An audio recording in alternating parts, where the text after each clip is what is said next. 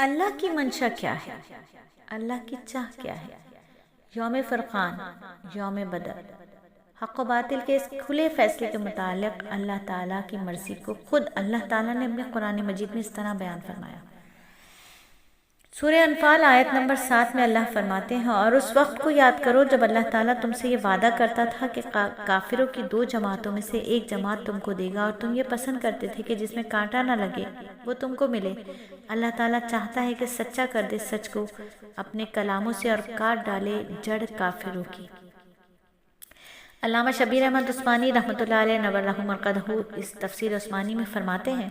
کہ مسلمان چاہتے تھے کہ تجارتی قافلے پر حملہ ہو کے کانٹا نہ چبھے اور بہت سارا مال ہاتھ آ جائے، لیکن اللہ کی مرضی یہ تھی کہ اس چھوٹی سی بے سر و سامان جماعت کو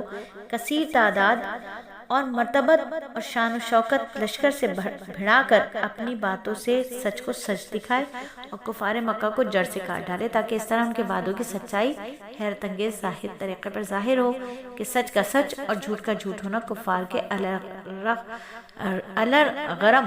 رغم صاف صاف آشکار ہو جائے۔ اور یہی ہوا بدر میں قریش کے 70 بڑے سردار مارے گئے، جن میں ابو جہل بھی تھا، اور 70 ہی قید ہوئے۔ اس طرح کفر کی کمر ٹوٹ گئی اور مشرکین مکہ کی بنیادیں ہل گئیں۔ جب نبی صلی اللہ علیہ وآلہ وسلم نے اپنے جانباز ساتھیوں سے مشورہ مکمل کر لیا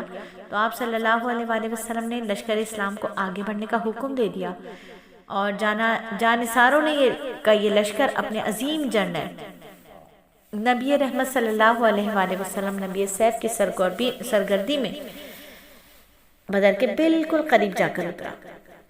تاکہ دشمن سے نبرد آزما ہو سکے اور نبرد آزمائی کے لیے مورچہ بندی بہتر سے بہتر ہو سکے۔ حضرت حسان بن ثابت نے سچ فرمایا،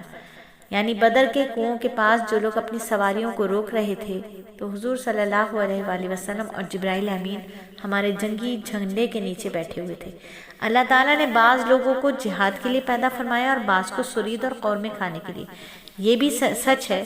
کہ زور بازو آزما شکوہ نہ کر صیاد سے، آج تک کوئی قفس ٹوٹا نہیں فریاد سے۔